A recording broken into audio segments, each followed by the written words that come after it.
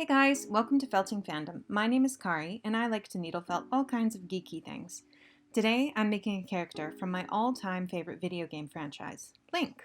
More specifically, Link from Wind Waker. Remember to hit the subscribe button if you'd like to see more. My next video will be my largest scale project yet, and it's also from Wind Waker. Any guesses as to what it might be? If you want to follow along, you'll need a few needle felting supplies, which I've listed in the comments. I'll start by felting a round ball of wool for Link's head. I roll the wool as tightly as possible before felting because it saves a lot of time. I use my needle felting tool that holds 3 needles first because it's much faster, but I switch to an individual needle when I want to create a smooth finish.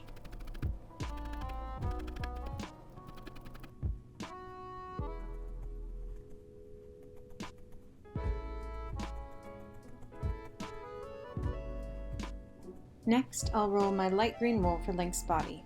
I felt in layers as I roll the wool to ensure that the piece is firm all the way through.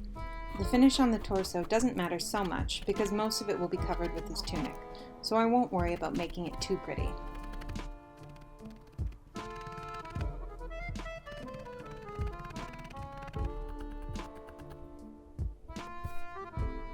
Let's give him some limbs.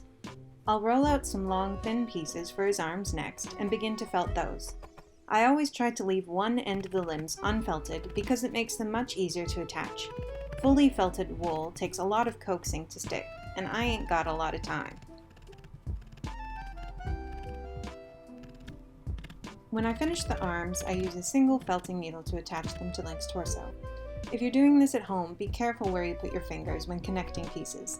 I stabbed myself a lot during this project, like much more than average, and that's normally at least a few times. Blood! So much blood. Anyway, I'm on to his legs now. These are essentially the same as the arms, but slightly longer and white. In retrospect, it would have been great to give Link a wire frame so that he could stand on his own, but I didn't think it through, so this lack of foresight will haunt me when I try to use Link in the next video. Spoilers. Now, I'm attaching the legs to the torso and stabbing myself a little bit more.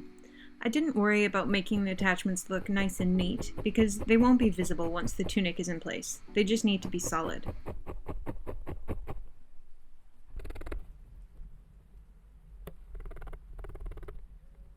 Link's cute little boots are next. I made these by simply felting a long oval of brown wool and leaving a long strip of wool unfelted.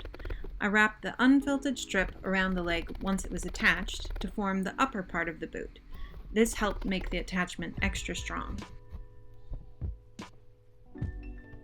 I spent the better part of an hour making the world's tiniest felted hand with individual fingers and everything, yet despite my best efforts it still looked gargantuan when attached to Link. I'm sorry, I failed. I have not the skill. I am tired of these jokes about my giant hand. Time to make Link's new and improved mitten hands. To do this, I simply felted a little flat oval and attached a tiny thumb to it.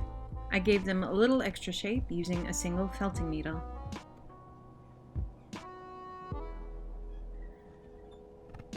Next, I attached the hands in much the same way I attached the arms and legs. Lots of stabbing to make the connection smooth and strong, and a decent amount of bloodshed.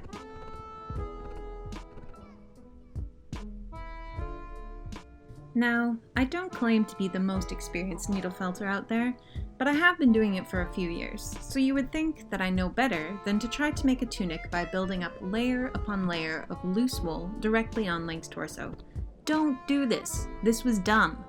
Felt the wool first before you put it on. It probably took about 3 times as long as it should have. Thankfully, with the magic of editing, you don't have to suffer with me. And if you could just turn and cough.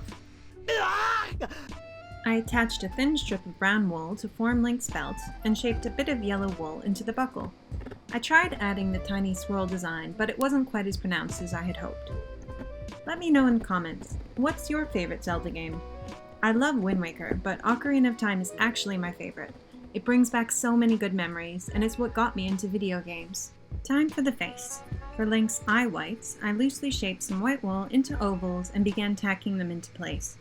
I worked from the inside out and was careful to make them as smooth as possible.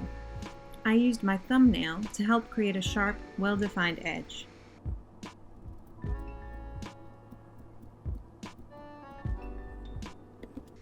Link just has eyelashes, or eyeliner, along the top of his eye. I took a thin strip of black wool and tacked it in the center and worked my way to the outer edge, cleaning up the edges with my thumbnail once again, the tools that nature gave me.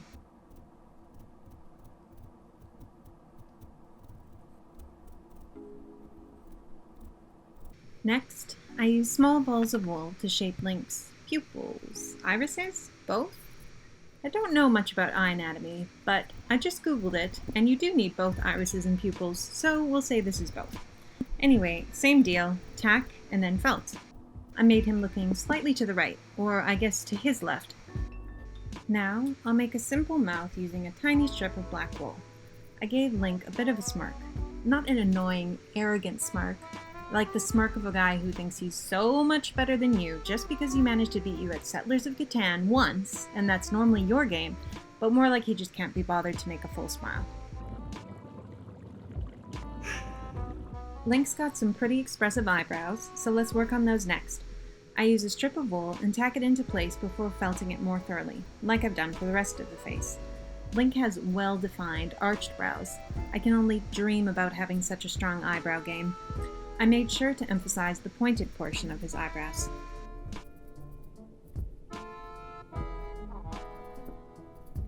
Link's ears were made by folding wool into smaller and smaller triangles until they were about the right size and shape. As usual, I left one edge loose to make sure I could attach them more easily to the head. With the ears attached and his bald head, he's kind of giving me Dobby vibes. He just needs a long nose. Let's give well-dressed Dobby a neck. I'll start by securely felting some wool to his collarbone area, but leaving lots of loose wool that will later form the neck. You may have already guessed it, just based on my general aura of wisdom and sophistication, but I'm the mom of a toddler, and I do apologize for random toddler noises in the background. I can't always film when she's sleeping. And I really feel like I've matured a lot. Begin to felt Dapper Dobby's neck. I took the excess wool and wrapped it around the neck multiple times and felted from various angles until it was firm and smooth. Next is the hair rooting process. I love attaching and styling hair for my felts. It's really satisfying to do mini haircuts. To attach the hair, I take one thin strip of wool and twist it in the middle. I then use a felting needle to securely attach the twisted portion to the head. I repeat this process for Link's sideburn area and along the back of his head. And with that, Dobby transforms into male pattern baldness Legolas. Let's hide Legolas's shame under a styling hat. To make Link's cap, I tightly rolled some green wool into a cone shape and gradually built up layers of wool until it was the right size. I began attaching it to his head before the felting was complete to ensure that it would attach well. Now time for a bit of a haircut. I cut everything to the appropriate length and twisted the ends of the wool to give it more shape. For Link's kind of sideburn thingies, I used a combination of twisting and floofing, and a bit of felting until they got their iconic shape. I'm attaching more hair here and continuing to cut and style with the floofing and felting technique. And if you've watched for this long, you may want to take a long, hard look at your life choices. But in all seriousness, thank you, and I just want to encourage you to subscribe and hit the notification bell. Not only does it help me grow this little channel, but I've got a lot more geeky content in the work, and plenty more Zelda projects for you. As I've already teased, my next video is also going to be a large-scale project from Wind Waker, and I'm super excited to show you guys. And with that, Link is done. I'm quite happy with how he turned out. I think he's pretty cute, even though his hands and his tunic gave me so much grief. Thanks so much for watching, guys. Let me know in the comments, what projects would you like to see? Please subscribe for more geeky needle felting time lapses and tutorials. Bye!